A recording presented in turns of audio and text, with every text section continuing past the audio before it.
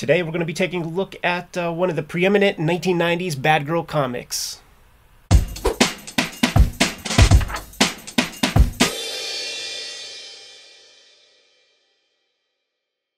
Welcome to your favorite YouTube channel, Cartoonist Kayfabe. My name is Ed Piscor. I'm Jim Rugg. Lady Death #1 is under the microscope today. We are a daily YouTube channel, more than 1,600 videos at your disposal. We might have talked about your favorite comics, so give the channel a search. Go to the magnifying glass on the front page, type in your favorite titles, check out those episodes. We are in part funded by the Patreon, and the King Kayfabers on our Patreon at the highest level. They get access to all the videos before anybody else. They're hanging out with us in a live stream recording session with us as we record these videos. And that becomes useful when we talk about something that everybody wants, and there are limited supplies on the aftermarket. It's the Kings who get access to those comics first. Without further ado, Jimmy, can we jump into Lady Death #1, Stephen Hughes and Brian Pulido? We can, and I should preface this by saying this was my choice. So I'm going to fall on that Lady Death sword, depending on how this shakes out. I had never read this before. I recently picked this up for a bargain price, and it dominated the Wizard top 10, hottest comics for months of our coverage throughout like probably 94, 95. And I figured, you know what? We've looked at a few of these bad girl comics. I like Stephen Hughes. Let's give this a look. I want more of Lady Death raining down death on everybody. Like spoiler, like there's a lot of flashbacks setting her up in this first issue. I was hoping to see a little bit more carnage and chaos. Right. And it's not on full display here. That said, I think the Stephen Hughes art, good as expected. The coloring in this is really impressive to me because in a time when people are going digital, this is like a marker color approach. Yeah. And I like that. Seeing something a little bit different from a 90s comic. Agreed. It's very triggering color to look at because I know that the original color probably looks different than this.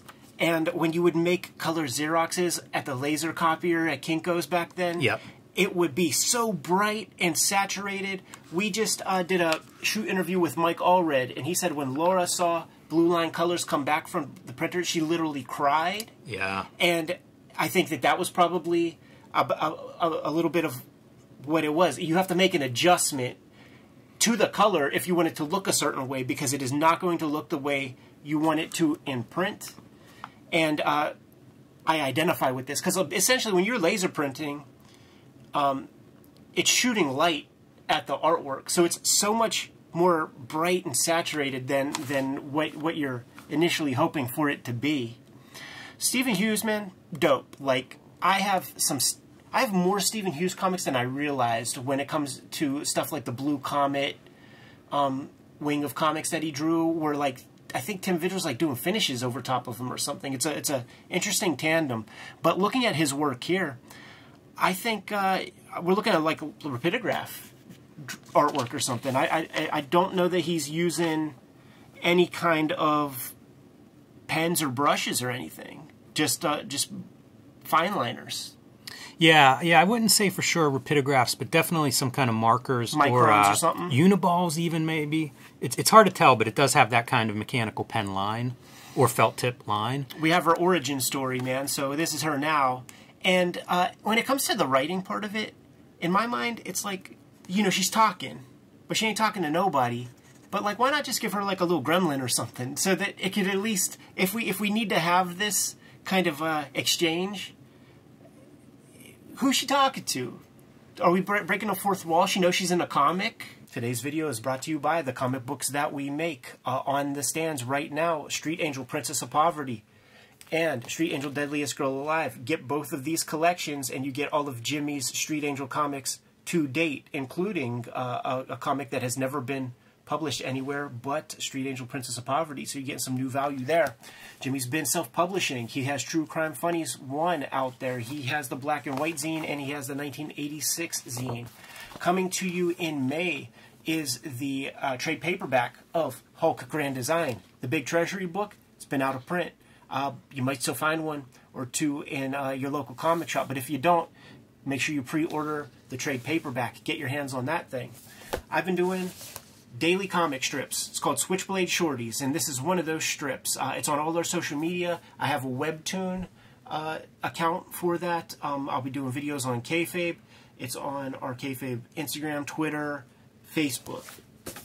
Hip Hop Family Tree Omnibus, 500 plus pages of Hip Hop Family Tree with 150 pages of additional materials out there right now. Red Room Crypto Killers comes out on, I think, like the 14th or something. It's the last round of Red Room Comics. It's the best round of Red Room Comics. You could start here and check out the rest later, or just continue the trend. And the X-Men Grand Design Trilogy trade paperback is out there right now today, collecting all of my X-Men Grand Design works. Now that we are done paying the bills, let's go back to the video. Check out this little detail of like the energy bursts, the Kirby dots kind of coming out, and the middle skulls. Yeah. You know, like I like that kind of stuff. That's something we would see in things like Vigil's Faust. Right. We looked at Dawn recently, which would have been maybe around this time, give or take a year, and it had really interesting colors, marker colors. So I do like how these books look. You know, they're like I say, they don't look like a lot of other books. There are probably a lot that knock them off, but they do have their own look, and that's one of my favorite parts. Props to Polito for you know, paying a good letterer to smart move to make the thing legible. The other takeaway I have from this, because as we get to the end, it's kind of, you know, I don't know that there's much to spoil. This is not a lot of story. It's basically the origin. Her father's a dick, and he's like a lord or something in this medieval times, and goes off to war because he's making deals with demons, and he's just killing his own guys by constantly going to war, killing the enemy, presumably. Mostly sacrificing souls. Kind of a Vlad the Impaler character. Yeah, there's a couple of splashes here that made me think of that Kelly Jones stuff that we were looking at recently. But I believe she appeared first in the Evil Ernie stuff. Did, yeah. And there's reference to, I think, Cremator or another character later on, which is kind of like this universe building element, and I kind of like that. I like that concept. I'd like to get for Polito, a book like this. I'd like to get Polito on the hook and just get some of his meditations on becoming a self-publisher. What happened at Entity Comics, which is the initial publisher for Evil Ernie, that made you give it a go? You know, I mean, it was the perfect time to give it a go. I would say, man. I think there was still some distribution out there, and there was a speculator market, and you certainly benefited from Wizard magazine. I was going to say, man, he used Wizard like his own PR company, so some smart stuff. Great freaking drawing here on Hughes' part, man. Almost a little, I see little bits of McFarlaneisms in some of this so. stuff too, you know, with that noodly line. Absolutely. Yeah, I think so. The other part with this is, how does Polito get to publish a woman character named Death after Neil Gaiman and Sandman? Right. That's kind of amazing. I guess you can't trademark Death.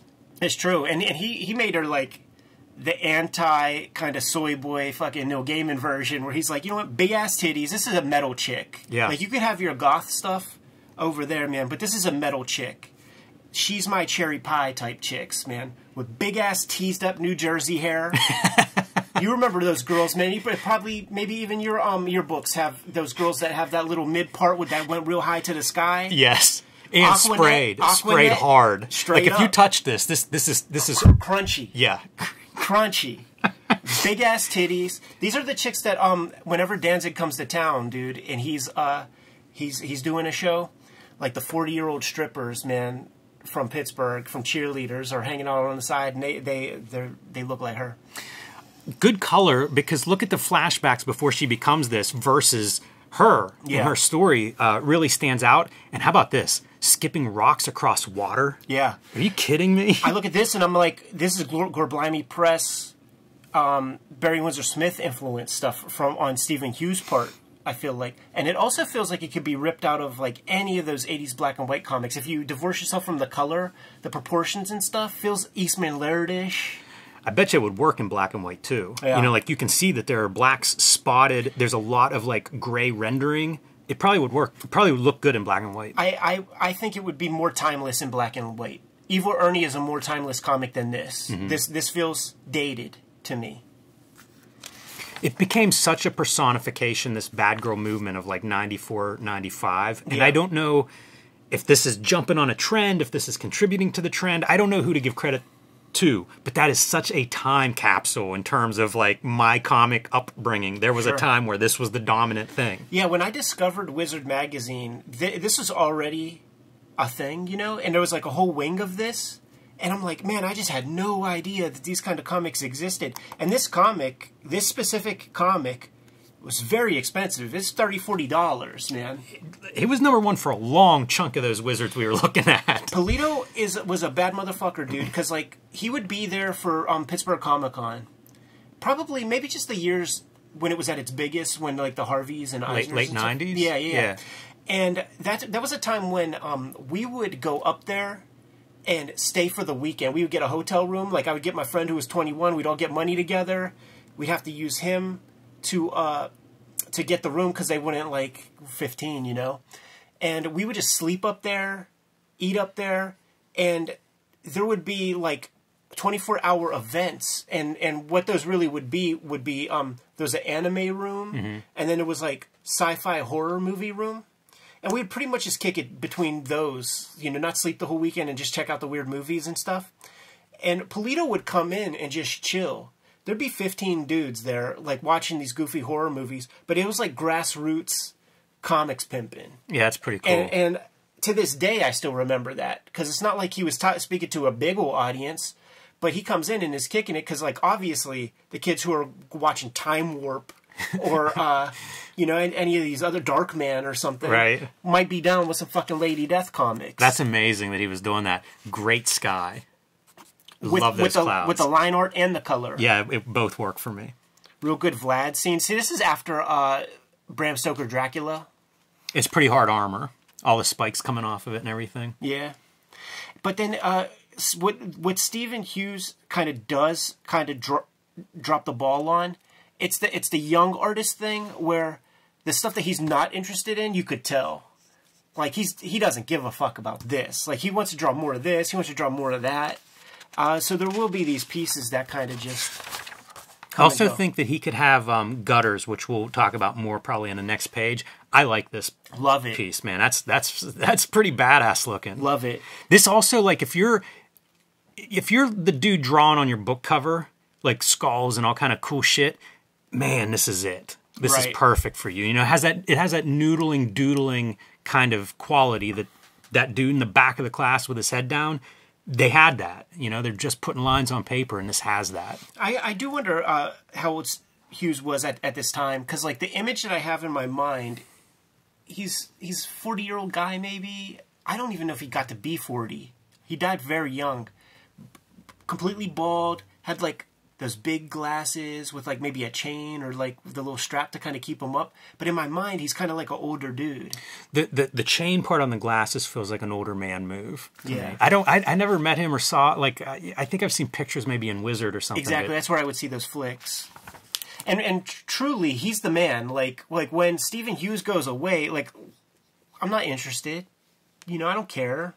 It's really, like, the sort of genius that he brings to the energy, and it really is about the rawness to me.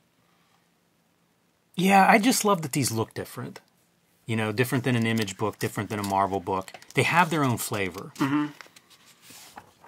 And the other thing with the Polito writing, like when you get to like this, like I don't know, Victorian or medieval stuff, or you bring religion into it, like all these books of this kind of energy lack that writing piece where, okay, well, you're taking us back to this time, but it's the most superficial, glancing glimpses of this stuff. No blue skies on that previous page, so compliments to the colorist there. I think the colorist makes some good choices for the most part.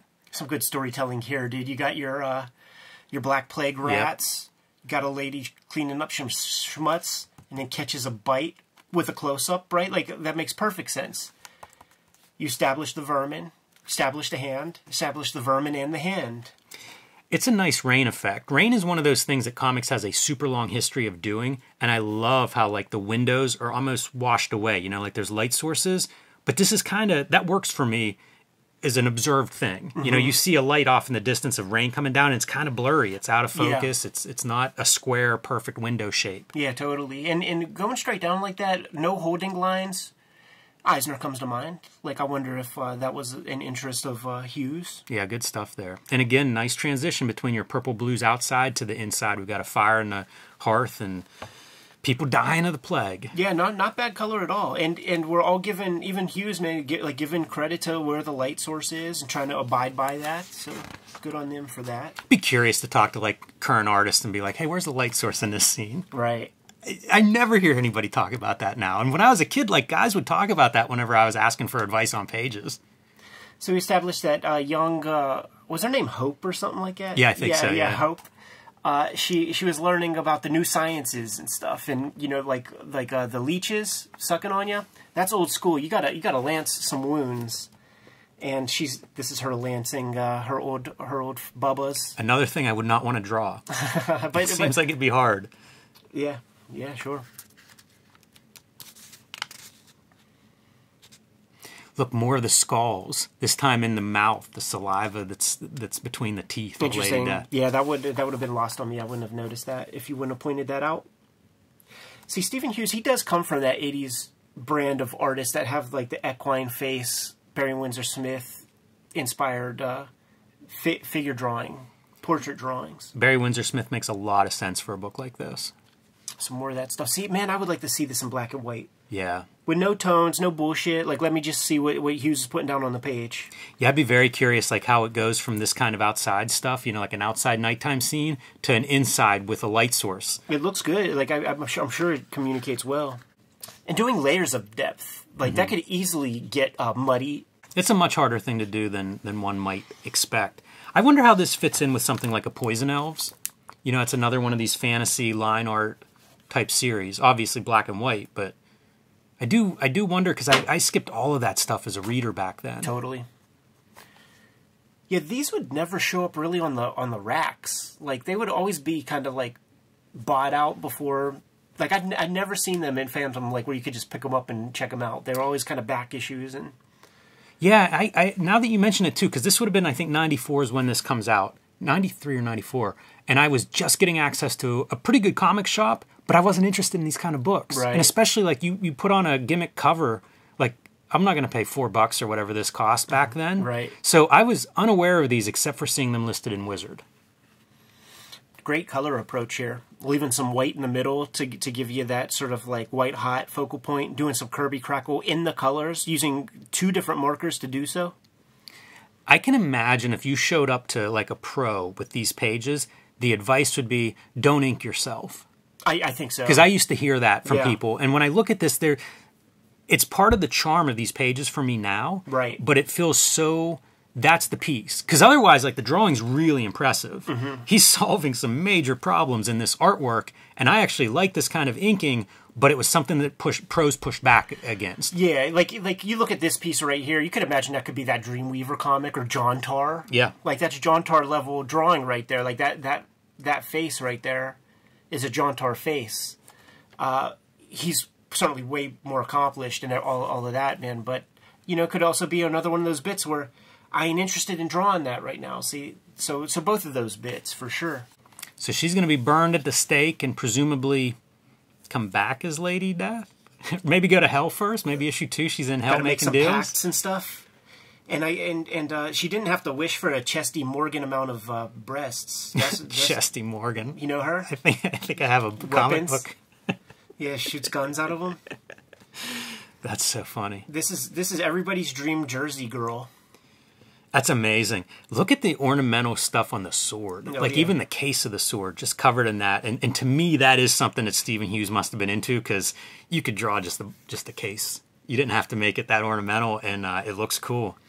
Yeah, it's badass artwork, man. And he wasn't with us long. We looked at Evil Ernie, man, maybe in year 1 of Cartoonist Kayfabe, so give that a search. But fun to look at his stuff again. Pretty toothless comic. Yeah, I wasn't sure what to expect from it. I wanted to see, like I say, I wanted to see Lady Death kicking some ass. And we don't really get that here. We get, you know, I guess, setup of Origin. Origin's usually not my favorite part of most of these stories. But keep going, because let's see. I forget what else is in here. There's always some ads and other art and stuff. Is this a John Cleary? Yeah, I don't know who that is. Mikey Holman is the artist. And look, he's even doing some anatomy stuff with markers.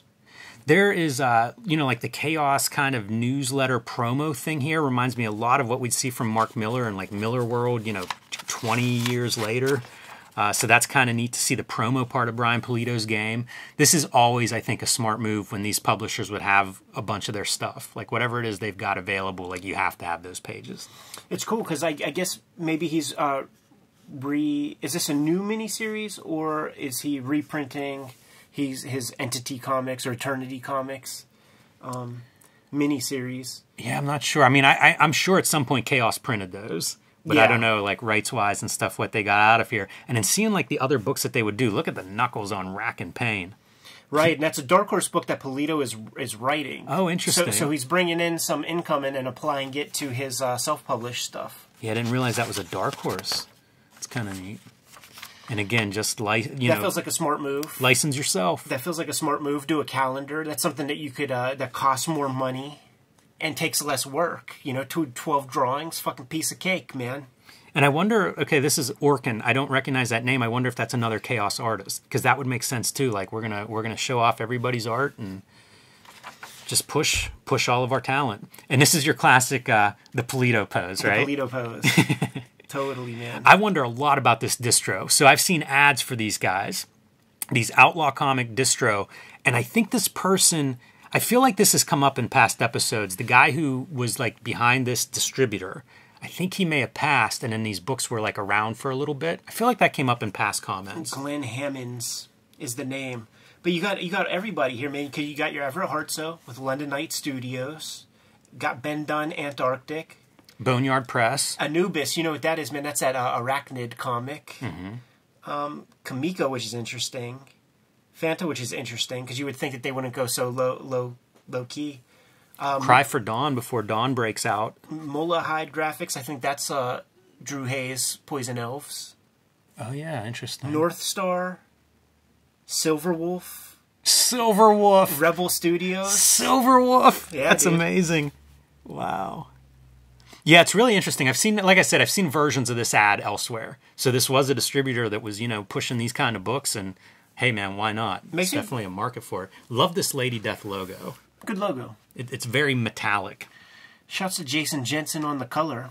I wonder what, because like he has such a strong color set. I wonder if he's a tattoo artist or. Yeah, that's a possibility. That would be a name for me to Google. One of the things I like to do a lot when I get like a black and white boom comic is to like Google the names, and with all this time that's passed, like, what kind of career did this person develop for themselves? And very often they do. Patrick Owsley on the lettering didn't do a bad job. Yeah, so that's your January 1994. That's pretty good. That's probably right before things start to plummet. So you get a nice big seller here and then just work your ass off. I think that it's also a cautionary thing. Like, I'm sure Brian and Francisca Pulido, I'm sure they're a nice couple and everything, man. But I always push back on working for husband and wife tandems, man. Eclipse Comics. Certainly, if it's if there's like a tie-breaking vote, I'm out. Yeah. No tie-breaking votes, man. Well, there's definitely some stories about other married couples that were publishing books. One other thing that I do, because I'm looking at Lady Death, trademark, copyright, Brian Pulido. I'm not seeing Steve Hughes here anywhere.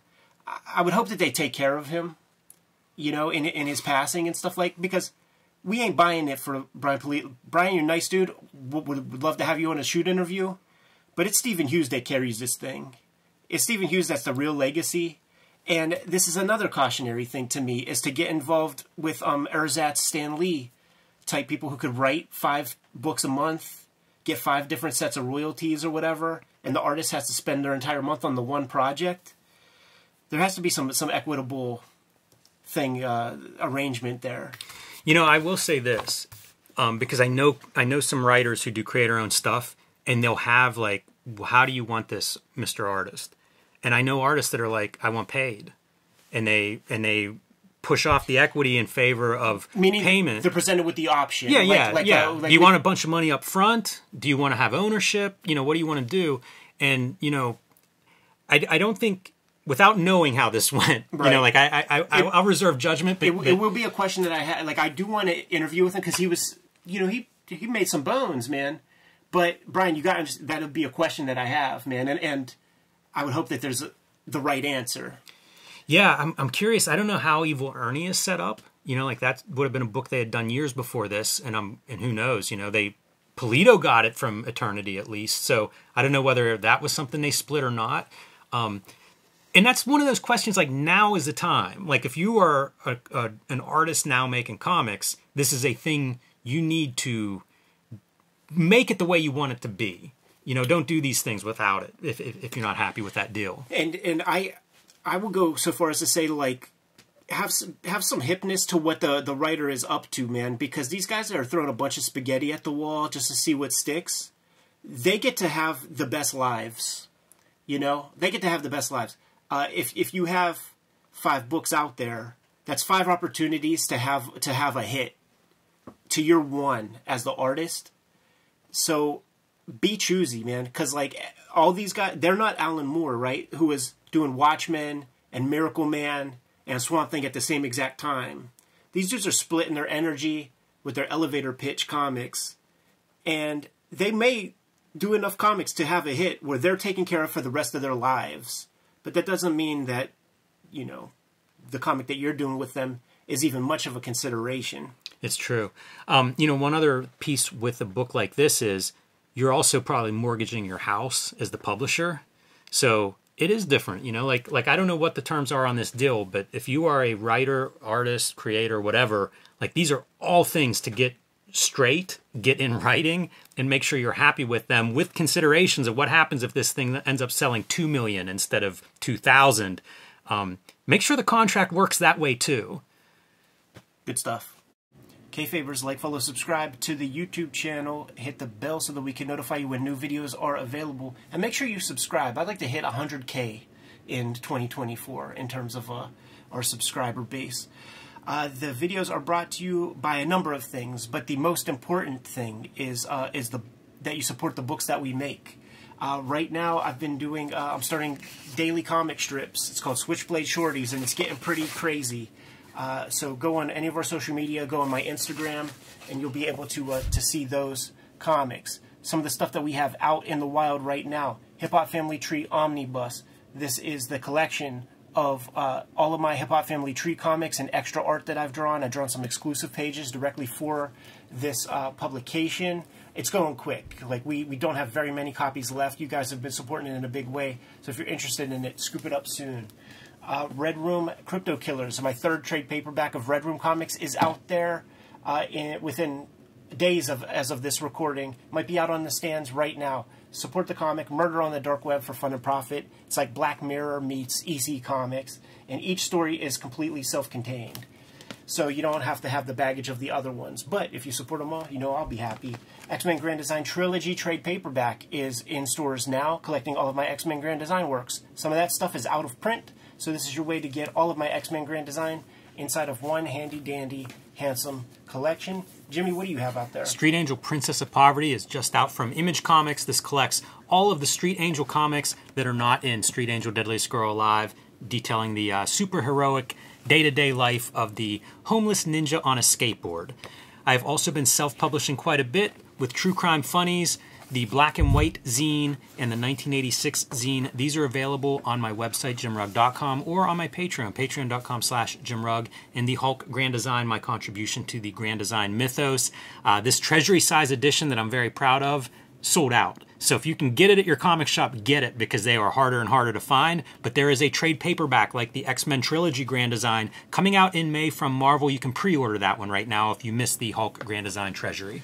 So there's some other ways to support the channel. We have a Patreon, and the King Kayfabers on the Patreon get access to all of our videos before anybody else. Mitigates the kayfabe effect. Very often we talk about some comics that are reasonably rare on the aftermarket, and they snap the comics up before anybody else has the opportunity to. There are some direct ways to support the Cartoonist Kayfabe channel, however. Jimmy, lay some of those ways out.